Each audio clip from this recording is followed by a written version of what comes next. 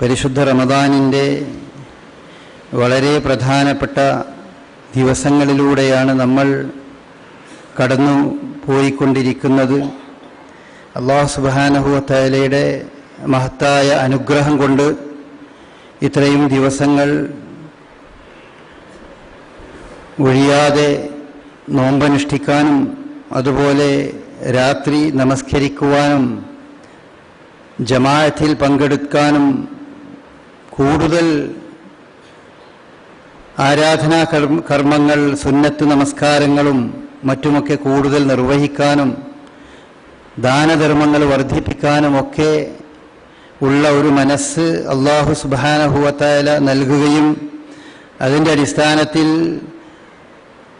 കഴിഞ്ഞ മാസത്തേക്കാൾ വ്യത്യസ്തമായ രീതിയിലുള്ളൊരു ജീവിതം നയിച്ചുകൊണ്ട് കൂടുതൽ വിശുദ്ധിയിലേക്ക് നടന്നെടുക്കുന്നവരാണ് നമ്മളിൽ ബഹുഭൂരിപക്ഷം ആളുകളും.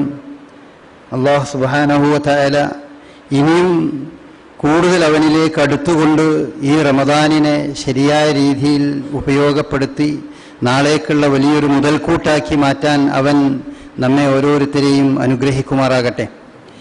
ഞാനിവിടെ ഓതിയത് സൂറത്തുൽ ബയ്യിനയിലെ ഒരു സൂക്തമാണ്. നമുക്കൊക്കെ അറിയുന്ന, നമ്മൾ പഠിച്ച ഒരായത്ത് തന്നെയാണ്. പറയാൻ ഉദ്ദേശിക്കുന്ന വിഷയം സകാത്തിനെ സംബന്ധിച്ചാണ്. വമാ ഉമിറു ഇല്ലാ ലിയഅബ്ദുല്ലാഹ മുഖ്ലിസീന ലഹുദ്ദീൻ. അല്ലാഹു സുബ്ഹാനഹു വ തആല നമ്മോട് കൽപ്പിച്ചിട്ടുള്ളത്, അവർ കൽപ്പിക്കപ്പെട്ടിരിക്കുന്നത് ലിയഅബ്ദുല്ലാഹ മുഖ്ലിസീന ലഹുദ്ദീൻ ഹുനഫാ, നേർക്കുനേരെ ഋജുമാനസരായി അള്ളാഹുവെ നിഷ്കളങ്കമാക്കി അള്ളാഹുവെ ആരാധിക്കുക എന്നതാണ്.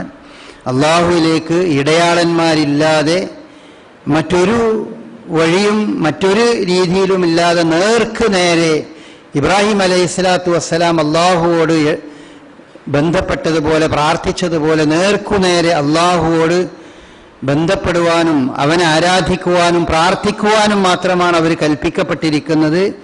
വയുഖീമുസ് സ്വലാത്ത്, അതുപോലെ തന്നെ നമസ്കാരം മുറപ്രകാരം നിർവഹിക്കപ്പെടുവാനും വയൂത്തു സകാത്ത, സകാത്ത് നൽകുവാനും മാണ് അവർ കൽപ്പിക്കപ്പെട്ടിരിക്കുന്നത്. അതിനുവേണ്ടി മാത്രമാണ് അവർ കൽപ്പിക്കപ്പെട്ടിരിക്കുന്നത്. വദാലിക ദീനുൽ ഖയ്യിമ, അതാണ് വക്രതയില്ലാത്ത മതം.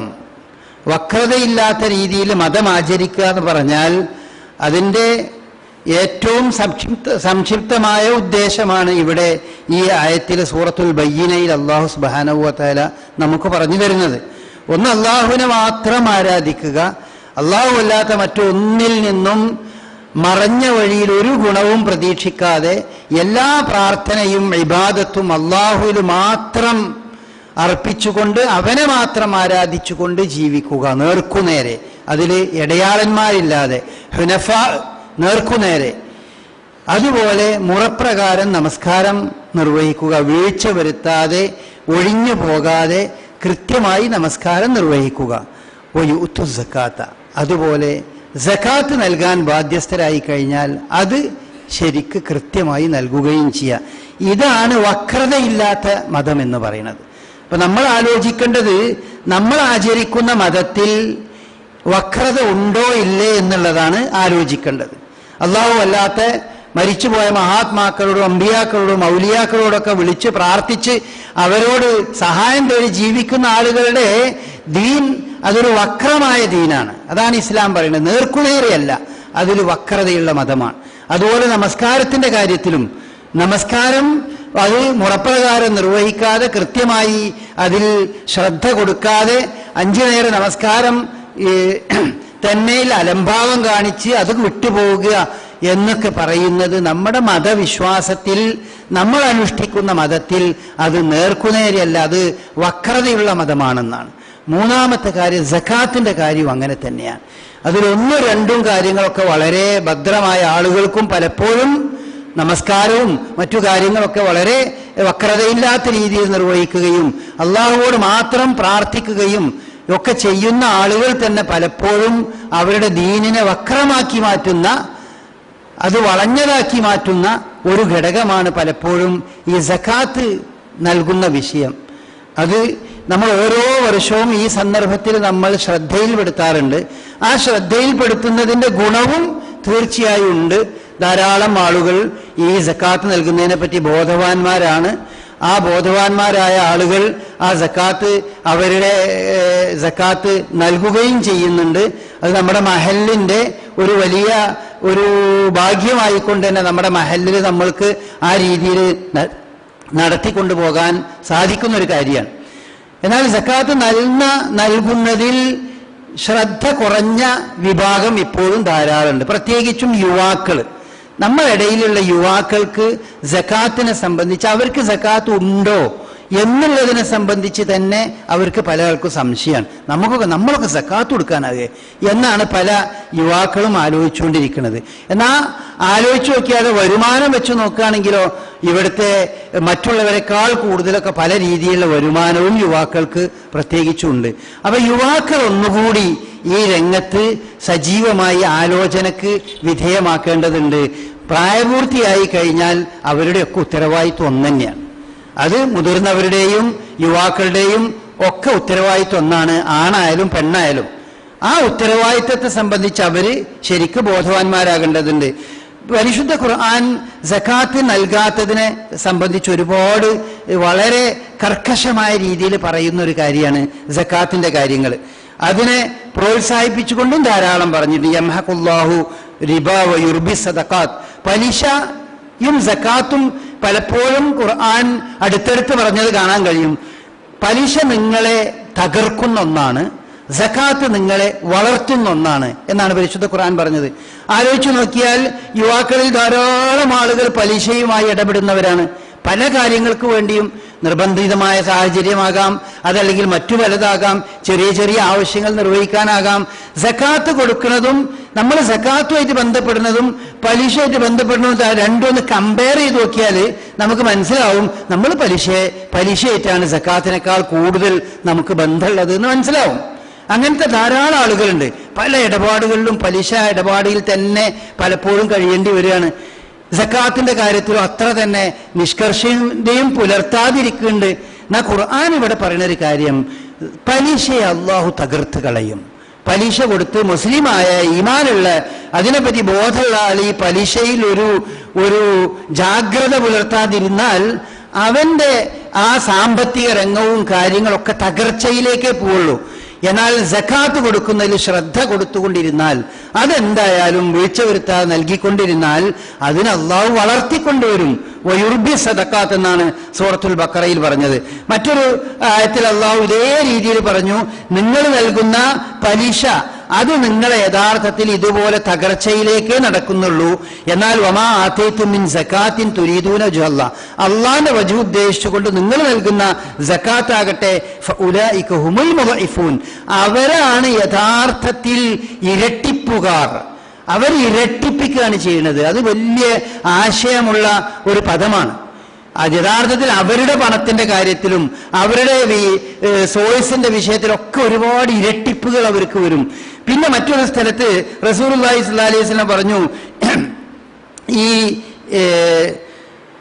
സദക്കകൾ എന്ന് പറയുന്നത്, അല്ലെങ്കിൽ സക്കാത്ത് സദക്ക എന്നൊക്കെ പറയുന്നത്, അത് യഥാർത്ഥത്തിൽ സദഖത്തു തുത്ഫിഉൽ ഖതിഅത കമാ തുത്ഫിഉൽ മാ അന്നാർ. വെള്ളം എങ്ങനെ തീരെ കെടുക്കുന്നോ അതുപോലെ നിങ്ങളുടെ പാപങ്ങളെ കെടുത്തു കളയുന്ന, മായ്ച്ചു കളയുന്ന ഒന്നാണ് നിർബന്ധമായതും അല്ലാത്തതുമായ ദാനധർമ്മങ്ങൾ. അപ്പൊ ദാനധർമ്മങ്ങൾ ധാരാളം കൊടുക്കുന്ന ആളുകൾ ജീവിതത്തിൽ പാപങ്ങളെ പറ്റി നമ്മൾക്ക് ആർക്കും സംശയമൊന്നുമില്ല. നമ്മളൊക്കെ പല ആവശ്യങ്ങൾ പല രീതിയിൽ നമ്മളെ പറ്റി ഇങ്ങനെ പല കോണിലൂടെ നോക്കിയാൽ നമ്മുടെ അടുത്തൊക്കെ ഒരുപാട് പാപങ്ങൾ ഒരുപാട് വരുന്നുണ്ട്.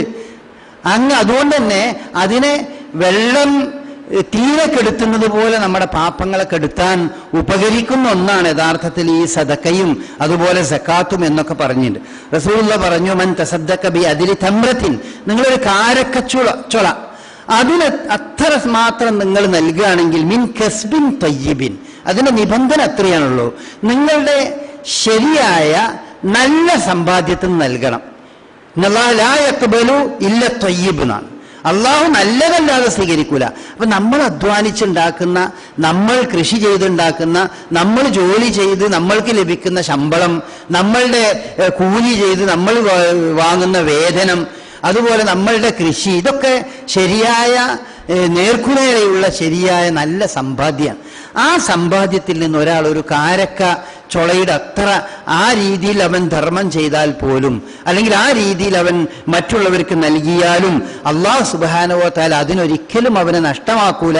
യഖുദുഹു അല്ലാഹു ബിയമീനിഹി, അല്ലാഹു അത് തന്റെ വലങ്കൈ കൊണ്ട് അത് സ്വീകരിക്കുകയും സുമ്മ യുറബ്ബിഹാ ലി സാഹിബിഹി, പിന്നെ അതങ്ങനെ വർദ്ധിപ്പിച്ച് അങ്ങനെ കൊണ്ടുവരും. അതൊരു മല പോലെ അവന് മാറിക്കിട്ടും. ദുനിയാവിലാകാം, അതല്ലെങ്കിൽ അത് പരലോകത്താകാം. ധർമ്മവും ആ രീതിയിൽ ചെയ്യുന്ന ആളുകൾക്ക് അവൻ ശ്രദ്ധിക്കാത്ത രീതിയിൽ ഒരുപാട് ഗുണങ്ങൾ ലഭിക്കുന്നുണ്ടാവും. പ്രത്യക്ഷത്തിൽ നമ്മൾക്ക് പല രോഗങ്ങൾ വരുന്നതിൽ നിന്നും, നമുക്ക് നിർബന്ധമായി അനാവശ്യമായി വരുന്ന പല ചെലവുകളിൽ നിന്നൊക്കെ നമ്മളെ പലപ്പോഴും തടഞ്ഞു നിർത്തുന്ന ഘടകങ്ങൾ നമ്മൾ ആലോചിച്ച് നോക്കിയാൽ ചിലപ്പോൾ നമ്മളിലുള്ള ദാനശീലമായിരിക്കും, നമ്മൾ സകാത്ത് കൊടുക്കുന്ന ഇതിലുള്ള നിഷ്കർഷയായിരിക്കും. അതല്ലെങ്കിൽ നമുക്ക് വേറെ പല രീതിയിലും ആ പണം വേറെ പല രീതിയിലും നഷ്ടപ്പെട്ടു പോകുന്നതൊക്കെ അങ്ങനെയൊക്കെ നമുക്ക് നമ്മളുടെ ഈ സകാത്തും സദക്കയും നൽകുന്ന ആളുകളുടെ ഈ ദാനശീലവും ആ മനസ്സിനും അങ്ങനെയൊക്കെ വലിയ പ്രതികരണങ്ങൾ അവന്റെ ജീവിതത്തിൽ തന്നെ അവന് ലഭിച്ചുകൊണ്ടിരിക്കുന്നുണ്ടാവും. ആ കാര്യങ്ങൾ പലിശയിൽ നിന്നില്ലാതെ സകാത്തും സദക്കയും ആ കാര്യങ്ങളിൽ ശ്രദ്ധിക്കുന്ന ആളുകൾക്ക് അങ്ങനത്തെ ഒരുപാട് കാര്യങ്ങൾ ആ രീതിയിലുണ്ട് എന്നാണ്. അതാണ് റസൂലുള്ളാഹി സ്വല്ലല്ലാഹു അലൈഹി വസല്ലമ ഈ പറഞ്ഞ കാര്യങ്ങളിൽ നിന്നൊക്കെ ഉണർത്തുന്ന കാര്യമാണ്. പിന്നെ നൽകാത്തവരെ പറ്റി ഖുർആൻ വളരെ ശക്തമായ രീതിയിൽ പറഞ്ഞിട്ട് നമുക്കറിയാം, വലാ യഹ്സബന്നല്ലദീന യബ്ഖലൂന ബിമാ അതാഹുമുല്ലാഹു മിൻ ഫളലിഹി, അല്ലാഹു നൽകിയ ഈ ഔദാര്യത്തിൽ നിന്ന് ബുഖ്ൽ കാണിക്കുന്ന ആളുകൾ. നൽകാത്തതിനെ പറ്റി ഖുർആൻ പറഞ്ഞ പിശുക്ക് എന്നാണ്. പിശുക്കന്മാർക്ക് അത് നൽകാതെ കഴിയുള്ളൂ. പിശുക്ക് എന്ന് പറഞ്ഞാൽ നമ്മുടെ ഭാഷയിൽ ചെലവഴിക്കാത്തതെന്നാണ്. അല്ല, ഇസ്ലാമിന്റെ ഭാഷയിൽ പിശുക്കിന്റെ ഒരു അർത്ഥം അവന്റെ നന്മക്ക് വേണ്ടി പോലും ചെലവഴിക്കാത്ത ഒരു തരം പിശുക്കുണ്ട്. അതിന് ശുഹ് എന്നാണ് പറയാൻ. അത് അവന്റെ നന്മക്ക് പോലും ചെലവഴിക്കൂല. അതുപോലെ ഈ സക്കാത്ത് നൽകാതിരിക്കുന്നത് എന്താണ് കാരണം? അത് പിശുക്കാണ് യഥാർത്ഥത്തിൽ. അതാണ് കൊടുക്കാൻ തുനിയുമ്പോ പണം ഓന്റെ കയ്യിൽ ഉണ്ടാവില്ല. അവനത് എങ്ങനെയപ്പോ അത് കൊടുക്കുക, എവിടുന്ന് അത് കിട്ടുക എന്നൊക്കെ ആലോചിക്കും. എന്നാൽ അതേ ആൾ ആലോചിച്ച് നോക്കിയാൽ, മൊബൈലിൽ ചാർജ് ചെയ്യണത് ആലോചിച്ച് നോക്കിയാൽ എത്ര ആയിരങ്ങൾ ഉണ്ടാവും ഒരു കൊല്ലത്തിൽ. അവൻ ഫോൺ വിളിക്കുന്നത് എത്ര ഉണ്ടാവും, അവൻ അതുപോലെ തന്നെ ഇലക്ട്രിസിറ്റി ബില്ല് അടക്കുന്നത് എത്ര ഉണ്ടാവും. അങ്ങനെ കുറേ കാര്യങ്ങൾ നമ്മൾ അത്യാവശ്യമായ കാര്യങ്ങൾക്കും അതുപോലെ അത്ര ആവശ്യമില്ലാത്തതിനൊക്കെ നമ്മൾ ചെലവഴിക്കുന്ന, അതിനൊന്നും നമുക്കൊരു വിഷമം ബുദ്ധിമുട്ടൊന്നുമില്ല. അതൊക്കെ നമ്മൾ വളരെ സന്ദർഭത്തിൽ സമയം തെറ്റാതെ കൊടുത്തു പോകുന്ന ശീലമുള്ള ആളുകൾ തന്നെ സകാത്ത് കൊടുത്തിട്ടുണ്ടോ എന്ന് ചോദിച്ചാൽ അതിപ്പോ അറിയില്ല എന്ന് പറയുന്ന ആളുകളുണ്ട്. എന്നാൽ ഒരു ആളുകൾക്ക് പണം കൊടുക്കാൻ മടിയുള്ളവരാണോ? അല്ല, ഏതെങ്കിലും ഒരു പിരിവ് എന്നാൽ അവർ കൊടുക്കുന്നവർ തന്നെയാണ്. പിരിവിന് അവർ കൊടുക്കുന്നുണ്ട്, ആവശ്യങ്ങൾക്ക് കൊടുക്കുന്നുണ്ട്, ഫുട്ബോളിന്റെ പ്രശ്നം വന്നാൽ കൊടുക്കുന്നുണ്ട്, നാട്ടിലുള്ള ഏതെങ്കിലും ക്ലബിന്റെ പ്രശ്നങ്ങൾ വന്നാൽ കൊടുക്കുന്നുണ്ട്, സാധുക്കളുടെ പ്രശ്നം വന്നാൽ കൊടുക്കുന്നുണ്ട്, കുട്ടികളെ കെട്ടിക്കുന്ന പ്രശ്നം വന്നാൽ കൊടുക്കുന്നുണ്ട്, ഇങ്ങനെ വീടുണ്ടാക്കാൻ കൊടുക്കുന്നുണ്ട്, അതൊക്കെ അവർ കൊടുക്കുന്നുണ്ട്. അങ്ങനെയൊക്കെ കൊടുക്കുന്നുണ്ടെങ്കിലും സകാത്ത് കൊടുത്തിട്ടുണ്ടോ എന്ന് ചോദിച്ചാൽ അവർക്ക് അതിനെപ്പറ്റി യാതൊരു ബോധമല്ല. യഥാർത്ഥത്തിൽ അവർ ഏറ്റവും ആദ്യം അവരുടെ കയ്യിലുള്ളത് നൽകേണ്ടത് ഈ സക്കാത്താണല്ലോ. ഇതാണല്ലോ ആദ്യം കൊടുക്കേണ്ടത്. അത് കൊടുത്തിട്ട് ശേഷമാണ് എന്നിട്ടും തന്റെ കയ്യിൽ കൊടുക്കാനുണ്ടാവുമ്പോഴാണ് നമ്മൾ ഈ പറഞ്ഞ ബാക്കി കാര്യങ്ങൾക്കൊക്കെ കൊടുക്കേണ്ടത്. നിർബന്ധ നിസ്കാരം നിസ്കരിക്കാതെ സുന്നത്ത് കുറേ നമ്മൾ നിസ്കരിക്കുന്നത് എന്ന് പറഞ്ഞാൽ അതൊരു ശരിയായ രീതിയല്ല. 5 നേരത്തെ ഫർള് നിസ്കാരം നിർവഹിക്കൊന്നുമില്ല. പക്ഷേ എല്ലാ പെരുന്നാൾ നിസ്കാരം, അതുപോലെ തന്നെ മറ്റ് സുന്നത്ത് നിസ്കാരങ്ങള്, ബറാത്തിന്റെ നിസ്കാരം, അങ്ങനെ ചില ആൾക്കാരുണ്ട് ബറാത്തിന് ഇരുന്ന് പ്രാർത്ഥിച്ച് അങ്ങനത്തെ കാര്യങ്ങൾ ചെയ്യുന്നത് അത് സുന്നത്ത് പോലും അല്ല. വിദഗ്ധാണെങ്കിലും അത് വളരെ കാര്യമായിട്ട് ചെയ്യും. 5 നേരത്തെ ഫർള് നിസ്കാരോ അതിന് ശ്രദ്ധ ഉണ്ടാവില്ല. അങ്ങനെ ഒരു മാനസികമായ ഒരു അവസ്ഥ നമ്മളിൽ ധാരാളം ആളുകളുടെ മനസ്സിലുണ്ട്. ഈ പള്ളിയിൽ വരുന്നവരെടുത്തുണ്ട് എന്നല്ല ഈ പറഞ്ഞത്. നമ്മുടെ മുസ്ലിം സമുദായത്തിലെ ബഹുഭൂരിപക്ഷം ആളുകളിലും അങ്ങനെ കാര്യങ്ങളുണ്ട്. നമസ്കാരത്തിന്റെ കാര്യത്തിലില്ല. എന്നാൽ സുന്നത്തായ പല കാര്യങ്ങളും അവർക്ക് ശ്രദ്ധ ഉണ്ട്. അതുപോലെ നിർബന്ധമായി കൊടുക്കേണ്ട സക്കാത്തിന്റെ കാര്യത്തിൽ യാതൊരു ശ്രദ്ധയോ അത് ഉണ്ടോ അല്ലേ എന്നൊന്നും ആലോചിച്ചിട്ടില്ല, നോക്കിയിട്ടില്ല. എന്താ അപ്പൊ അതിന്റെ അവസ്ഥ ഒന്നും നോക്കിയിട്ടില്ല. പക്ഷേ സുന്നത്തായ അല്ലെങ്കിൽ സദക്കകൾ ധാരാളം നൽകുന്ന അങ്ങനെയൊക്കെ പല രീതിയിൽ ആളുകളുണ്ട്. അപ്പൊ ഈ സക്കാത്ത് നൽകാതിരിക്കുക എന്ന് പറഞ്ഞത് ഒരു തരം അതിനെ പറ്റിയാണ് ആലോചിക്കുമ്പോൾ അതാണ് കൊടുക്കണം തോന്നുമ്പോൾ അപ്പൊ കൊടുക്കാൻ കഴിയാതിരിക്കുന്നത് മനസ്സിന്റെ ഒരു തരം പിശുക്കാണ്. അങ്ങനത്തെ ആളുകൾ അതല്ലെങ്കിൽ വേറെ രീതിയിൽ സാധാരണ നിലക്ക് പിശുക്ക് കാണിക്കുന്ന ആളുകൾ അതൊന്നും അവർക്ക് ഗുണപ്പെടുമെന്ന് അവർ വിചാരിക്കരുത്. അതാണ് ഹുവ ഖൈറൻ ലഹും, അത് അവർക്ക് ഖൈറാണെന്ന് വിചാരിക്കരുത്. ബൽ ഹുവ ശർറുൻ ലഹും, അതെന്തായാലും അവർക്ക് ദോഷയാകുള്ളൂ. എന്നിട്ട് ഖുർആൻ പറഞ്ഞു നൽകാത്ത സയുതവഖൂന മാ ബഖിലൂ ബിഹി യൗമൽ ഖിയാമത്തി, ഖിയാമത്ത് നാളിൽ അവർ ഈ പിശുക്കി വെച്ചിരിക്കുന്ന പണവോ അല്ലെങ്കിൽ ആ സ്വത്തോ അതൊക്കെ അവരുടെ കഴുത്തിൽ തന്നെ ചുറ്റിക്കൊടുക്കും. ഇതാ നിങ്ങൾ സമ്പാദിച്ചൊക്കെ ഇതാണ്. നമ്മളെ നാട്ടിലൊക്കെ എന്നല്ല, നമ്മളെ മുസ്ലിം സമുദായത്തിലൊക്കെ തന്നെ എത്ര വലിയ വലിയ പണക്കാരുണ്ട്. അവരുടെ പണം ആ പണത്തിന്റെ തോതും വെച്ച് നോക്കുന്നതും അവർ ഇത്തരം കാര്യങ്ങൾക്ക് വേണ്ടി പണം ചെലവഴിക്കുന്നതും ആപേക്ഷികമായി നോക്കുമ്പോൾ അത് വളരെ കുറവാണ്. പക്ഷേ ഇങ്ങനെ കൊടുക്കാതെ അവനവൻ സംഭരിച്ചു വെക്കുന്നതൊക്കെ അവന്റെ കഴുത്തിൽ തന്നെ ചുറ്റിക്കൊടുക്കും. സയുതവഖൂന ബിമാ ബഖിലൂ യൗമൽ ഖിയാമ, ഖിയാമത്ത് നാളിൽ അത് അവന്റെ കഴുത്തിൽ ചുറ്റിക്കൊടുക്കും.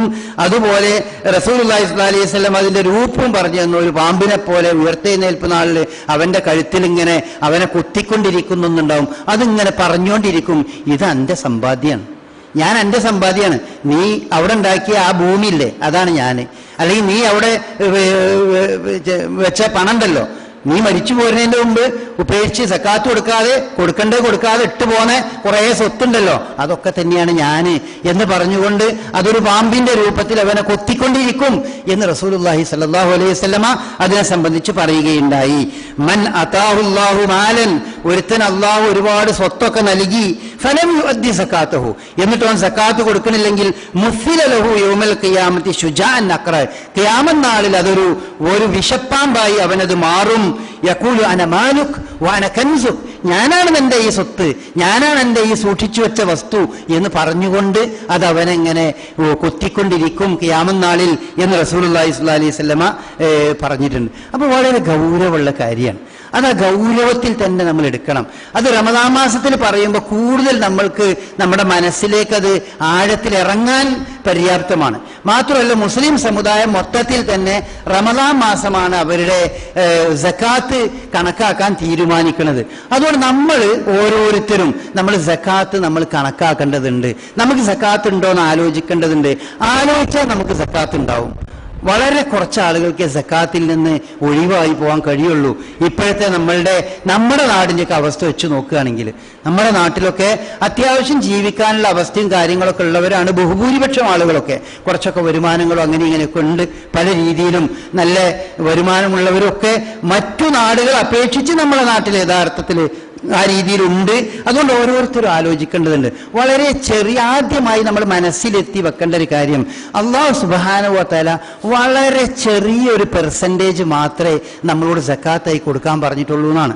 2.5% ഒന്നായിട്ട് കൊടുക്കാൻ നമ്മളോട് പറഞ്ഞിട്ടില്ലല്ലോ. 2.5% എന്ന് പറഞ്ഞാൽ നമ്മളുടെ ആവശ്യം കഴിച്ച് ബാക്കിയുള്ളതിൻ്റെ 2.5%മാണ് പറഞ്ഞിട്ടുള്ളത്. അപ്പൊ അതുകൊണ്ട് ഒരു ചെറിയ ഉദ്യോഗസ്ഥനാണെങ്കിൽ, നമ്മുടെ നാട്ടിൽ ഉദ്യോഗസ്ഥന്മാർ കുറേ ഉള്ള ഒരു നാടാണ്, ചെറിയൊരു ഉദ്യോഗസ്ഥനാണെങ്കിൽ പോലും അവന്റെ ശമ്പളവും കണക്ക് കൂട്ടിയാൽ അവന് മനസ്സിലാവും കുറച്ചൊക്കെ ഞാനും എന്തെങ്കിലുമൊക്കെ സക്കാത്ത് കൊടുക്കേണ്ടി വരും. ഇപ്പൊ ഒരു ഉദാഹരണത്തിന് ഒരു 20,000 രൂപ മാസാന്തം വരുമാനമുള്ള ശമ്പളക്കാരനാണെങ്കിലോ അങ്ങനെയാണെന്ന് വിചാരിക്കുക. 20,000 ഉറുപ്പിയുള്ള ആളാണെങ്കിൽ അയാൾക്കൊരു കൊല്ലം കഴിയുമ്പോൾ അയാൾക്ക് 2,40,000 രൂപ അയാളുടെ കയ്യിൽ കിട്ടി. അതെല്ലാ വർഷവും നമ്മൾ ഇതിന്റെ ചുരുങ്ങിയതാണെന്ന് പറയാൻ ഈ രീതി പറയാറുണ്ട്. 2,40,000 രൂപ, അതിൽ 15,000 രൂപ നമ്മളുടെ കുടുംബ ചെലവിന് വേണമെന്ന് വിചാരിക്കുക. അതിൽ വ്യത്യാസം ഉണ്ടാവും. ചിലപ്പോൾ ഒരു ഭാര്യയും ഭർത്താവും മാത്രമേ ഉള്ളെങ്കിൽ അത്ര ചിലപ്പം വരില്ല. ചിലപ്പോൾ ഒരു 3-4 കുട്ടികളുണ്ടെങ്കിൽ ഈ 20,000 തന്നെ തികയില്ല, അപ്പൊ കൊടുക്കാനും ഉണ്ടാവില്ല. അങ്ങനെ ഉണ്ടാകാം. അപ്പൊ ഏതായാലും ഒരു 15,000 രൂപ ഉണ്ടൊക്കെ എൻ്റെ കുടുംബ അത്യാവശ്യമായ ചെലവുകൾ, അടിസ്ഥാനപരമായ ചെലവുകൾ, ഭക്ഷണം, കുട്ടികൾക്കുള്ള വസ്ത്രം, അതുപോലെ പുസ്തകം, അതുപോലെ പിന്നെ മാന്യമായ രീതിയിൽ ജീവിക്കാൻ ആവശ്യമായ അവനവൻ ചെയ്യുന്ന തൊഴിലിനനുസരിച്ച് മാന്യമായ രീതിയിൽ ജീവിക്കാൻ ആവശ്യമായ വരുമാനത്തിന് എനിക്ക് മാസാന്തം ഒരു 15,000 റുപ്യ വേണം എന്ന് നമ്മൾ വിചാരിക്കുക. അങ്ങനെ പോവുകയാണെങ്കിൽ ആ 15,000-ന് സക്കാത്ത് കൊടുക്കേണ്ടതില്ലല്ലോ. പിന്നെ ഓൻ്റെ കയ്യിൽ 5,000 റുപ്യാണ് ആകെ ഉള്ളത്, സക്കാത്ത് കൊടുക്കേണ്ടത് 5,000. അപ്പോൾ ഒരു കൊല്ലം കഴിയുമ്പോൾ അവൻ്റെ കയ്യിൽ ഒരു 60,000 റുപ്യ സക്കാത്ത് കൊടുക്കേണ്ട പൈസ അവൻ്റെ കയ്യിൽ ഉണ്ടാവും. അത്രയേ ഉള്ളൂ, 60,000 റുപ്യ. ആ 60,000 റുപ്യക്ക് അവൻ സക്കാത്ത് കൊടുക്കേണ്ടതുള്ളൂ. എത്രയാണ് കൊടുക്കേണ്ടത്? 1,500 റുപ്യ കൊടുക്കണം സക്കാത്ത്. ആ 1,500 റുപ്യ, അപ്പൊ അവന് 2,40,000 റുപ്യ കിട്ടിയ ഒരു സാധാരണ ഒരു ചെറിയ ഉദ്യോഗസ്ഥനായ ഒരു മനുഷ്യൻ ഒരു കൊല്ലം 2,40,000 റുപ്യ അവന് വരുമാനമായിട്ട് കിട്ടിയിട്ടുണ്ടെങ്കിൽ അവൻ അതിലൊരു 1,500 റുപ്യ സക്കാത്തായിട്ട് നീക്കി വെക്കാൻ ഒരു കൊല്ലത്തിൽ അവന് സാധിക്കണില്ല എന്ന് പറഞ്ഞാൽ, അല്ലെങ്കിൽ അതോ ശ്രദ്ധിക്കണില്ല എന്ന് പറഞ്ഞാൽ, അതിന്റെ ഉത്തരവാദിത്വം യഥാർത്ഥത്തിൽ ഓനല്ലാതെ വേറെ ആരുടെയും തലയിൽ വെക്കാൻ പറ്റുമോ? അത് ഓൻ തന്നെയാണല്ലോ അതിന്റെ ഉത്തരവാദിത്വം. സക്കാത്ത് കൊടുത്തില്ല എന്നുള്ള ശരി തന്നെയാണ്, അത് ഞാൻ തന്നെ ചെയ്യേണ്ടതാണല്ലോ എന്നല്ലേ അതിനെപ്പറ്റി ഓന് മനസ്സിലാക്കുള്ളൂ. അപ്പൊ യഥാർത്ഥത്തിൽ അത്ര ചെറിയൊരു എമൗണ്ടാണ്. ബാക്കി 2,38,500 റുപ്യയും ഓന്റെ ആവശ്യങ്ങൾക്ക് ഓൻ ഉപയോഗിക്കാം. ആ കൂട്ടത്തിൽ വെച്ച് അതിൽ നിന്ന് ഓന് ബാക്കിയുള്ള ആളുകൾക്ക് കൊടുക്കുന്ന സംഭാവന ഓന് കൊടുക്കുക, ബാക്കിയുള്ള കുറേ കാര്യങ്ങൾ ഓന് ചെയ്യുക, വീട്ടാവശ്യം ചെയ്യുക, വീട്ടിലെ മറ്റു കാര്യങ്ങളൊക്കെ ആ ഒരു സംഗതി ചെയ്യാം. ഞാനൊരു ഉദാഹരണം പറഞ്ഞു എന്നുള്ളൂ. അപ്പൊ ഈ 1,500 റുപ്യ നമ്മളിങ്ങനെ കയ്യിലിങ്ങനെ വെച്ചിട്ട്, റമദാനിൽ ചില ആളുകളുടെ രീതിയാണ്, ആ 1,500 റുപ്യ കയ്യിലിങ്ങനെ വെക്കും. കയ്യിൽ വെച്ചിട്ട് 50 റുപ്യ ഒരാൾക്ക്, ഇപ്പൊ 100 റുപ്യ വേറൊരാൾക്ക്, അങ്ങനെ കൊടുത്ത് തീർക്കുക. ഇതൊരു സാമ്പത്തിക ഇടപാടായിട്ട് കണക്കാക്കാൻ പറ്റുമോ? ഒരിക്കലും കണക്കാക്കാൻ പറ്റൂല. സക്കാത്ത് എന്ന് പറഞ്ഞത് ഓൻ നൽകേണ്ടതായി കാണുന്നേ ഇല്ല. റസൂലുള്ളാഹി സ്വല്ലല്ലാഹു അലൈഹി വസല്ലമിന്റെ കാലത്ത് അവൻ നേരിട്ട് നൽകുന്ന രീതി അതിലില്ല. റസൂലിന്റെ കാലത്ത് അങ്ങനെ ഒരു രീതിയില്ല. എത്ര ചരിത്രം പരിശോധിച്ചു നോക്കൂ, റസൂലുള്ളാഹി സ്വല്ലല്ലാഹു അലൈഹി വസല്ലമിന്റെ കാലത്ത് സക്കാത്ത് എന്ന് പറയുന്നത് നേരിട്ട് ഒരാൾ മറ്റൊരാൾക്ക് നൽകുന്ന രീതിയില്ല. അതിനൊരു സംവിധാനം റസൂലിന്റെ കാലത്ത് ഉണ്ടായിരുന്നു. ബൈത്തുൽ മാൽ, അതിന് ഉദ്യോഗസ്ഥന്മാരുണ്ടായിരുന്നു, അവരെ കയ്യിൽ ഏൽപ്പിക്കുകയാണ് ചെയ്യാറുള്ളത്. അങ്ങനെ തന്നെയാണ് നമ്മളെ റസൂലുള്ളാഹി പഠിപ്പിച്ച തുഖദു മിൻ അഗ്നിയാഇഹിം വ തുറദ്ദു ഇലാ ഫുഖറാഇഹിം, ധനികരിൽ നിന്ന് സ്വീകരിച്ച് ദരിദ്രർക്ക് വിതരണം ചെയ്യാനാണ്. അല്ല ധനികർ ദരിദ്രർക്ക് കൊടുക്കുക എന്നല്ല പറഞ്ഞത്, മറിച്ച് ധനികരിൽ നിന്ന് സ്വീകരിക്കാൻ ഒരു മൂന്നാം കക്ഷി ഉണ്ട്, അവരത് സ്വീകരിച്ച് അത് അവർക്ക് വിതരണം ചെയ്യുക. ആ മൂന്നാം കക്ഷി റസൂലുള്ളാഹി സ്വല്ലല്ലാഹു അലൈഹി വസല്ലമയുടെ കാലത്ത് ബൈത്തുൽ മാലാണ്, ഉദ്യോഗസ്ഥന്മാരാണ്. അതുകൊണ്ട് തന്നെ അതിന്റെ ഉദ്യോഗസ്ഥന്മാർക്കുള്ള ചെലവ് സക്കാത്തിന്റെ ഇനത്തിൽ നിന്ന് നിങ്ങൾക്ക് എടുക്കാം എന്ന് തന്നെ പരിശുദ്ധ ഖുർആൻ പറഞ്ഞു. വൽ ആമിലീന അലൈഹ, സക്കാത്തിന്റെ 8 വിഭാഗത്തെ പറഞ്ഞ കൂട്ടത്തിൽ പറഞ്ഞു, അതില് ഉദ്യോഗസ്ഥന്മാരായിട്ടുള്ള അതിന്റെ ജോലി ചെയ്യുന്ന ആളുകളുടെ ചെലവ് അത് നിങ്ങൾക്ക് അതിലെടുക്കാം. അവരാൻ തന്നെ കൊടുക്കുകയാണെങ്കിൽ പിന്നെ ജോലി ചെയ്യുന്ന ആളെന്ത് ചെലവാണുള്ളത്? ജോലി ചെയ്യുന്ന വേറെ ആളുണ്ടാവോ? അവരാൻ തന്നെ കൊടുക്കുകയാണെങ്കിൽ. അപ്പൊ അടിസ്ഥാനപരമായി നമ്മൾ മനസ്സിലാക്കണം, നമ്മളെ കയ്യിൽ സക്കാത്ത് എന്ന് പറഞ്ഞുള്ള ഒരു ചെറിയ സംഖ്യ ഉണ്ട്, കുറച്ച് പൈസ ഉണ്ട് നമ്മുടെ വരുമാനത്തിൽ. അത് നമ്മൾ കൈകാര്യം ചെയ്യേണ്ട വിഷയമല്ല, അതൊരു പൊതു സംരംഭമായി കൈകാര്യം ചെയ്യേണ്ടതാണ്. അതിനൊരുപാട് ഗുണങ്ങളുണ്ട്. ആ പൊതു സംരംഭമായി കൈകാര്യം ചെയ്യുന്നത് കൊണ്ടുള്ള ഒരുപാട് ഗുണങ്ങളുണ്ട്. ആ ഗുണങ്ങളെ പറ്റിയല്ല, മറിച്ച് നമ്മളെ ഇസ്ലാം അതിനെപ്പറ്റി നമ്മളെ ശ്രദ്ധിപ്പിക്കുന്ന രീതി അതാണ്. അതുകൊണ്ട് അതിന് നമ്മളിടയിലുള്ള സംവിധാനം നമ്മളുടെ സക്കാത്ത് ഫണ്ടാണ്. ബഹുഭൂരിപക്ഷം ആളുകൾ, ഈ മഹല്ലിലെ നല്ലൊരു ശതമാനം ആളുകൾ ആ സക്കാത്ത് ഫണ്ടിലേക്ക്, സക്കാത്ത് സെല്ലിലേക്ക് കൊടുക്കുകയാണ് ചെയ്യാറുള്ളത്. ഈ നാട്ടിലെ ധാരാളം ഉദ്യോഗസ്ഥന്മാരെ നമ്മൾക്ക് വളരെയധികം അഭിനന്ദിക്കേണ്ടതുണ്ട്. അതിൽ പല ആളുകളും മാസം മാസം സക്കാത്തിന്റെ പൈസ എന്ന് പറഞ്ഞാൽ അവിടെ അങ്ങനെ കൊണ്ടുകൊടുക്കും. ഇതുകൊണ്ട് കൊല്ലാവസാനം ചോദിക്കും, എനിക്ക് എന്റെ സക്കാത്ത്, ഞാൻ തന്ന സക്കാത്ത് എത്ര ആയി എന്ന് ചോദിക്കും. അപ്പൊ ഇത്ര ആയി എന്ന് പറയും. ഓല് കണക്കൂട്ടി വെച്ചിട്ടുണ്ടാവും എത്രയാണ് ഓൾക്ക് കൊടുക്കേണ്ടതെന്ന്. 10,000 റുപ്യ അല്ലെങ്കിൽ 5,000 റുപ്യ സക്കാത്ത് കൊടുക്കേണ്ട ഒരാളാണെങ്കിൽ ഒരു 4,000 ഒക്കെ ഓമ്പടെ കൊടുത്തിട്ടുണ്ടാവും. അപ്പൊ പിന്നെ ഓനൊരു 1,000 കൂടി അവിടെ കൊടുത്താൽ ഓൻ്റെ ഒരു കൊല്ലത്തെ സക്കാത്ത് അതോടുകൂടി കഴിഞ്ഞു. വളരെ എളുപ്പമായി ചെയ്യാവുന്ന ഒരു കാര്യം. അത് നമുക്ക് ശ്രദ്ധ വേണമെന്ന് മാത്രം. അങ്ങനെ ചെയ്യുന്ന ധാരാളം ആളുകളുണ്ട്. പക്ഷെ അത് ചെയ്യാതെ നിങ്ങൾ ഉണ്ടാകരുത്. ഇത്ര കൂടുതൽ ഈ കാര്യം നമ്മൾ ഇവിടെ നിങ്ങൾ ഉണർത്തിയിട്ടും നിങ്ങൾക്ക് ഇത് ചെയ്യാനൊരു മനസ്സ് വരുന്നില്ലെങ്കിൽ ഇരുന്ന് നിങ്ങൾ ദുആ ചെയ്യേണ്ടതുണ്ട്. പടച്ചോനോട് ഇതിനുള്ളൊരു മനസ്സ് തരണേ. അത് അല്ലെങ്കിൽ നമ്മൾ ഒരിക്കലും അതിൽ നിന്ന് നമുക്ക് രക്ഷപ്പെടാൻ നമുക്ക് വഴി ഉണ്ടാവില്ല. അതുപോലെ ഉദ്യോഗസ്ഥന്മാർ എന്ന് പറഞ്ഞാൽ ഉദ്യോഗസ്ഥന്മാർ ചെയ്യേണ്ട എന്താണ്? അവരുടെ ശമ്പളം, അവരുടെ PF ആണെങ്കിൽ അവർ വല്ല PF എടുത്തിനെങ്കിൽ അത്, അവർക്ക് അരിയർ കിട്ടിയെങ്കിൽ അത്, ബോണസ് കിട്ടിയെങ്കിൽ അതൊന്നാകെ ഒരു കൊല്ലത്തത് ടോട്ടലാണ് കൂട്ടുക. എന്നിട്ട് അവന്റെ ചെലവിന് ഏകദേശം ഓന് മാസത്തിൽ ഓൻ തന്നെ കണക്കാക്കുക. എന്റെ ചെലവ് ഒരു മാന്യമായ രീതിയിലുള്ള ചെലവിന് എനിക്ക് ഇത്ര വേണം ഓൻ തന്നെ കണക്കാക്കി അതാണ് കഴിച്ച് ബാക്കിയുള്ളതിന്റെ 2.5% കൊടുക്കുക. ആ ബാക്കിയുള്ള 2.5% കൊടുത്തു കഴിഞ്ഞാൽ പിന്നെ നിങ്ങൾക്ക് നിങ്ങളുടെ വീട്ടിലേക്ക് നിങ്ങളുടെ സൗകര്യങ്ങൾക്ക് ആവശ്യമുള്ള പലതും നിങ്ങൾക്ക് വാങ്ങുകയും ഒക്കെ ചെയ്യുക. അടിസ്ഥാന ചെലവിൽ പെടാത്ത സംഗതി ഭക്ഷണം, അതുപോലെ വസ്ത്രം, അങ്ങനത്തെ കാര്യമൊക്കെ അടിസ്ഥാന ചെലവിൽ പെട്ടാണ്. അതിന് പുറമെ നമുക്ക് പലപ്പോഴും നമ്മുടെ വീട്ടിൽ പല ആവശ്യങ്ങളും വരും. AC വെക്കേണ്ടി വരും. അതിപ്പോൾ അടിസ്ഥാന ചെലവായി മാറിയിട്ടില്ല. നമ്മുടെ നാട്ടിൽ ഗൾഫ് രാജ്യങ്ങളിലൊക്കെ അത് അടിസ്ഥാന ചെലവാണ്. നമ്മുടെ നാട്ടിൽ അങ്ങനെ മാറിയിട്ടില്ല. കുറച്ച് കഴിഞ്ഞാൽ അങ്ങനെ മാറുമെന്ന് പറയാനും പറ്റൂല.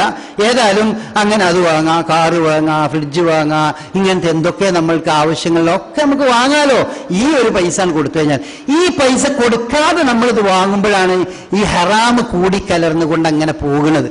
അപ്പൊ അതാണ് വേറിരിച്ചുകൊണ്ട് മാറ്റിയിടന്നെ യഥാർത്ഥത്തിൽ ചെയ്യണം. അതുപോലെ നമ്മൾ ശ്രദ്ധിക്കേണ്ടപ്പോൾ നമ്മളെ നിത്യവരുമാനക്കാരുണ്ട് നമ്മുടെ ഇടയിലെ തൊഴിലാളികൾ, ഡോക്ടർമാര്, വക്കീൽമാര്, അതുപോലത്തെ ആളുകൾക്കൊക്കെ അവർക്ക് നിത്യമായും വരുമാനം ലഭിക്കുന്നുകൊണ്ടിരിക്കുന്നു. അവരൊക്കെ അവനാന് കിട്ടുന്ന വരുമാനത്തെ പറ്റി അവനാനൊരു ബോധം വേണം. അതിനൊരു കണക്കും കാര്യം വേണം. ആ കണക്ക് വെച്ച് നോക്കിയിട്ട് ടോട്ടൽ വരുമാനം അവൻ എത്ര ഉണ്ട് എന്ന് നോക്കുക. ഏകദേശം മാസത്തിൽ ഇത്ര പണിക്ക് ഞാൻ പോകും, അപ്പൊ ഇത്ര എനിക്ക് കിട്ടും, അതൊക്കെ എനിക്ക് വീട്ടിലെ ആവശ്യങ്ങൾക്ക് വേണ്ടി വരും. ചിലപ്പോ അങ്ങനെ വരികയാണെങ്കിൽ സക്കാത്ത് കൊടുക്കണ്ട. അപ്പോ അതല്ലാത്ത നിലക്ക് നിങ്ങൾക്ക് വരുമാനം ആ രീതിയിലുണ്ടെങ്കിൽ ആ രീതി ചെയ്യേണ്ടതുണ്ട്. അതുപോലെ പിന്നെ ഭൂമി കച്ചവടക്കാരും ബ്രോക്കർമാരും അങ്ങനെ എല്ലാവരും ഉണ്ട് വരുമാനം. ഇപ്പൊക്കെ ബ്രോക്കർമാർക്ക് കുറച്ച് വരുമാനം കുറവുള്ള സമയമാണെങ്കിലും ഭൂമി കച്ചവടം ആപേക്ഷികമായി കുറവുള്ള ഒരു സമയമാണ്. അപ്പോൾ ഭൂമിക്ക് നമ്മൾ റിയൽ എസ്റ്റേറ്റ് ഒക്കെ ആണെങ്കിൽ ഭൂമിക്ക് നമ്മൾ കൊടുക്കേണ്ടത് അത് വിൽക്കുന്ന സമയത്ത്, അല്ലാതെ വിൽക്കാതെ നിൽക്കുന്ന സമയത്ത് അതിന് പ്രത്യേകിച്ച് കണക്കൂട്ടി സക്കാത്ത് കൊടുക്കേണ്ടതില്ല. അങ്ങനെ ചില അഭിപ്രായം പറഞ്ഞവരുണ്ട്. അങ്ങാടിയിലൊരു 10 സെന്റ് ഭൂമി ഉണ്ടെങ്കിൽ കൊല്ലം അതിന്റെ റേറ്റ് ഇത്ര ഉണ്ടാവും എന്ന് കണക്കാക്കിയിട്ട് അതിന്റെ 2.5 ഇങ്ങനെ കൊടുത്തുകൊണ്ടിരിക്കണം എന്ന് പറയുന്ന പണ്ഡിതന്മാരുണ്ട്. പക്ഷെ അതിൽ ഇമാം മാലിക്കിനെ പോലെയുള്ള പണ്ഡിതന്മാർ പറഞ്ഞാൽ അതിന്റെ ആവശ്യമല്ല. ഈ ഭൂമി എന്ന് പറഞ്ഞത് അള്ളാഹു അതിന് സ്വന്തമായി സക്കാത്ത് നിശ്ചയിച്ചിട്ടില്ല. ഭൂമിയിൽ നിന്ന് ആ ഭൂമി വിളവുകളായി, കൃഷി വിളവുകളായി വരികയാണെങ്കിൽ ആ കൃഷിക്ക് സക്കാത്തുണ്ട്. ആ ഭൂമി നാണയമായി മാറുകയാണെങ്കിൽ, അത് വിൽപ്പന നടത്തി നാണയമായി മാറുമ്പോൾ നാണയത്തിന്റെ സക്കാത്തിന് കൊടുക്കണം. അപ്പോൾ ഭൂമി വിൽക്കുമ്പോൾ അതൊരു നാണയമായി മാറി. നമ്മുടെ കയ്യിലുണ്ടായിരുന്ന 10 സെന്റ് ഭൂമി അത് വിറ്റപ്പോ അത് ഇത്ര ലക്ഷം ഉറുപ്പിയായി മാറി. അതോടെ ആ ലക്ഷത്തിന് നമ്മൾ സക്കാത്ത് കൊടുക്കണം. ആ പൈസ കയ്യിൽ കിട്ടി ഒരു കൊല്ലത്തിന്റെ ഇടയ്ക്ക് തന്നെ സക്കാത്ത് കൊടുക്കണമെന്നും അതല്ല അത് ഉടൻ തന്നെ കൊടുക്കണമെന്നും രണ്ടഭിപ്രായം പണ്ഡിതന്മാരുണ്ട്. എങ്ങനെയാണെങ്കിലും അത് തന്റെ ഒരു വർഷത്തിൽ കണക്കൂട്ടുമ്പോൾ അത് വരുമാനത്തിൽ കണക്കൂട്ടി അതിന്റെ സക്കാത്ത് നമ്മൾ കൊടുക്കണം. ഏറ്റവും എളുപ്പം നല്ലത് ആ പൈസ കിട്ടുമ്പോൾ അതിന്റെ സക്കാത്തും കൂടിയാണ് കൊടുക്കുകയാണ് നല്ലത്. കാരണം ഭൂമിയൊക്കെ വിറ്റ് കിട്ടുമ്പോൾ ഉണ്ടാകുന്ന പണം എന്ന് പറഞ്ഞത് കുറച്ചധികം ഉണ്ടാവും. അപ്പൊ സ്വാഭാവികമായിട്ടും അത് നമ്മൾ നീട്ടി വെച്ചാൽ കൊടുക്കാനുള്ള മനസ്ഥിതി നമ്മൾക്ക് ഇങ്ങനെ കുറഞ്ഞു വരും. കയ്യിൽ പൈസ ആയിട്ട് വരുമ്പോൾ അതിന് ആ പൈസ കൊടുത്ത് പോയാൽ അതാണ് ഏറ്റവും നല്ലത്. അങ്ങനത്തെ ആ കാര്യങ്ങൾ ചെയ്യണം. അതുപോലെ തന്നെ പിന്നെ ആഭരണം ആപേക്ഷികമായി മറ്റു പ്രദേശത്തെ അപേക്ഷിച്ച് നോക്കുകയാണെങ്കിൽ നമ്മുടെ നാട്ടിലെ പെണ്ണുങ്ങൾ ആഭരണം അധികം ഉപയോഗിക്കാത്തവരാണ്. വേറെ നാട്ടിലൊക്കെ ധാരാളം ഉപയോഗിക്കണമല്ലോ. ഏതായാലും ഉപയോഗിക്കുന്ന ആളുകൾ അത് 10.5 പവനിൽ ലിമിറ്റ് ചെയ്യാൻ വേണ്ടി ശ്രമിക്കുക. 10.5 പവൻ കഴിച്ച് ബാക്കിയുള്ളത് വേറെ എന്തെങ്കിലും ആവശ്യങ്ങൾക്ക് ഉപയോഗിക്കുക. അല്ല അത് ആഭരണമായിട്ട് തന്നെ നിൽക്കണമെന്നുണ്ടെങ്കിൽ 10.5 പവനിൽ കൂടുതൽ ആഭരണമുള്ളവർ അത് പൂർണ്ണമായും അവരതിന് സക്കാത്ത് നൽകണം. അത് മുഴുവത്തിനും 20 പവൻ ഉണ്ടെങ്കിൽ 1/2 പവൻ സക്കാത്ത് കൊടുക്കണം. 40 പവൻ ഉണ്ടെങ്കിൽ 1 പവൻ സക്കാത്ത് കൊടുക്കണം. അല്ലെങ്കിൽ അതിന്റെ വില സക്കാത്തായിട്ട് അവർ നൽകേണ്ടതുണ്ട്. അപ്പോൾ ആഭരണമുള്ള ആളുകൾ ആ കാര്യങ്ങൾ പ്രത്യേകം ശ്രദ്ധിക്കുക. പിന്നെ നമ്മൾ ശ്രദ്ധിക്കേണ്ട മറ്റൊരു കാര്യം, നമ്മൾ ഈ അടിസ്ഥാന ആവശ്യങ്ങൾ കഴിച്ച് ബാക്കിയുള്ളതിനാണ് നമ്മൾ സക്കാത്ത് കൊടുക്കേണ്ടത്. പക്ഷെ നമ്മുടെ നാട്ടിൽ സ്ത്രീകൾ ജോലി ചെയ്ത് കുടുംബം പോറ്റുന്നത് ധാരാളമുണ്ട്. ആ സ്ത്രീകൾ തന്നെയാണ് കുടുംബം പോറ്റുന്നതെന്ന് വിചാരിക്കുക. ഭർത്താവില്ല, വീട്ടിലെ ഉത്തരവാദിത്വം ഒക്കെ ചെയ്യുകയാണെങ്കിൽ അവർ സാധാരണ ആണുങ്ങളെ പോലെ തന്നെ അവരുടെ അടിസ്ഥാന ആവശ്യം കഴിച്ച് ബാക്കി കൊടുത്താൽ മതി. നേരെ മറിച്ച് കുടുംബത്തിന്റെ ഉത്തരവാദിത്തമുള്ള ഒരു ഭർത്താവുണ്ട് തന്റെ വീട്ടിൽ എന്നുണ്ടെങ്കിൽ ആ സ്ത്രീയെ സംബന്ധിച്ചിടത്തോളം അവർക്ക് കുടുംബം പോറ്റുന്നതിന്റെ ഉത്തരവാദിത്തം നിയമപരമായില്ല, മാനുഷികമായി ഉണ്ട്, നമ്മൾ തമ്മിലുള്ള ബന്ധങ്ങളുടെ അടിസ്ഥാനത്തിലൊക്കെ ഉണ്ട്, അവർക്ക് സഹായമായിട്ടുണ്ട്. അങ്ങനത്തെ സ്ത്രീകൾ അവരുടെ ശമ്പളത്തിന്റെ അടിസ്ഥാന ആവശ്യങ്ങൾ കഴിച്ച്, അവരെ സംബന്ധിച്ച അടിസ്ഥാന ആവശ്യം എന്ന് പറഞ്ഞാൽ അതിന്റെ ടാക്സ്, ജോലിക്ക് പോകാൻ ഉപയോഗിക്കുന്ന വാഹന ചെലവ്, അതുപോലെ അങ്ങനത്തെ അത് ചെലവുകൾ അതുമായിട്ട് ബന്ധപ്പെട്ടുണ്ടാവും. വീട്ടിലെ ചെലവല്ല, അല്ലാത്ത ചെലവ് അതൊക്കെ കഴിച്ച ബാക്കിയുള്ളതിന്റെ 2.5% സക്കാത്ത് കൊടുത്തതിന് ശേഷം ബാക്കിയുള്ളതൊക്കെ നിങ്ങൾ വീട്ടിലേക്ക് ചെലവഴിക്കാം. ബാക്കിയുള്ള പൈസയൊക്കെ വീട്ടിലേക്കോ ഭർത്താവിനോ ബാക്കിയുള്ളതിലൊക്കെ ചെലവഴിക്കാം. പക്ഷെ അവനാന്റെ ഭാഗം ക്ലിയർ ചെയ്യൽ പ്രധാനപ്പെട്ട സംഗതിയാണല്ലോ. അതുകൊണ്ട് ആ ഭാഗം സ്ത്രീ ജോലിക്കാർ ആ സംഗതികൾ പ്രത്യേകം ശ്രദ്ധിക്കണം. ഇങ്ങനെ ഓരോരുത്തരും ആലോചിച്ചാൽ ഓരോരുത്തരും പല രീതിയിൽ വരുമാനം ഉണ്ടാവും. അവനാന് തന്നെ കണക്കാക്കാവുന്നതേ ഉള്ളൂ ഈ സക്കാത്ത്. കൃഷിയുടെ വരുമാനം അങ്ങനെ തന്നെ. ചെറിയ ചെറിയ കൃഷിക്കാർക്കൊന്നും സക്കാത്ത് കൊടുക്കാൻ ഉണ്ടാവില്ല. ചെറിയ കുറച്ച് തേങ്ങ, കുറച്ച് നാളികേരം, കുറച്ച് വാഴ, കുറച്ച് പൂള, ഇതൊക്കെ വെച്ച് അവനാന്റെ ആവശ്യത്തിന് കൃഷി നടത്തുന്ന ആളുകൾക്ക് ഈ നിസാബെത്തൂല. ഒക്കത്തിനും സക്കാത്ത് കൊടുക്കണമെങ്കിൽ അതിനൊരു പരിധി എത്തണം. ആ പരിധി വരെ അത് എത്തൂല. അതുകൊണ്ട് തന്നെ അത് അവര് നൽകേണ്ടതുണ്ട്. അത് ഇത്തരം കാര്യങ്ങൾ നമ്മൾ ശ്രദ്ധിക്കണം. നമ്മൾ നിസാബ് എന്ന് പറഞ്ഞാൽ സക്കാത്ത് കൊടുക്കണതിന്റെ പരിധി എന്ന് പറഞ്ഞാൽ 590 ഗ്രാം വെള്ളിയുടെ വിലയാണ്. അത് കഴിഞ്ഞ കൊല്ലം 590 ഗ്രാം വെള്ളിയുടെ വില എന്ന് പറഞ്ഞാൽ ഏകദേശം ഒരു 30,000-ഓളം രൂപ വരുമായിരുന്നു. വെള്ളിക്ക് വില കുറഞ്ഞു. ഇപ്പൊ ഏകദേശം ഒരു 22,000 റുപ്യ വന്നാൽ 590 ഗ്രാം വെള്ളി കിട്ടും. അപ്പൊ അതുകൊണ്ട് നമ്മുടെ കയ്യിൽ നമ്മുടെ അടിസ്ഥാന ആവശ്യങ്ങൾ കഴിച്ച ഒരു 22,000 റുപ്യ അല്ലെങ്കിൽ കൂടിയാൽ ഒരു 25,000 റുപ്യ നമ്മുടെ കയ്യിലുണ്ടെങ്കിൽ, അതിനപ്പുറം കയ്യിലുണ്ടെങ്കിൽ നമ്മൾ എന്തായാലും സക്കാത്ത് നൽകേണ്ടതുണ്ട്. 25,000 റുപ്യ കീശിയിട്ടിങ്ങനെ നടക്കണമെന്നല്ല, കണക്ക് പ്രകാരം ഒരു 25,000 റുപ്യൊക്കെ നമ്മളുടെ അടിസ്ഥാന ആവശ്യം കഴിച്ച് ബാക്കി ഉണ്ടാവുമെങ്കിൽ നമ്മളതിന് സക്കാത്ത് നൽകണം. ആ കാര്യം പ്രത്യേകം ശ്രദ്ധിക്കണം എന്നുണർത്തുകയാണ്.